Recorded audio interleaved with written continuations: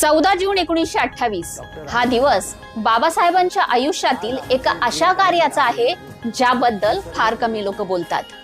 महार सत्याग्रहाने पाण्याचा हक्क मिळवण्याची लढाई सुरू झाली होती, पण बाबासाहेबांना एक गोष्ट स्पष्ट दिसत होती, फक्त हक्क मिळवून चालणार नाही, त्या हक्कांचा उपयोग करणारा शिक्षित समाजही तयार करावा लागेल। कारण ज्या समाजाला शतकानुशतके शिक्षणापासून दूर ठेवण्यात आलं, तो समाज शिक्षित झाल्याशिवाय खऱ्या अर्थाने मुक्त होणार नाही।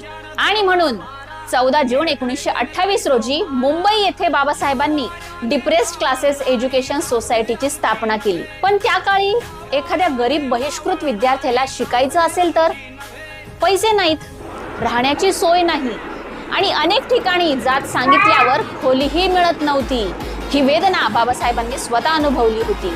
म्हणून त्यांनी ठरवलं, फक्त शिक्षण घ्या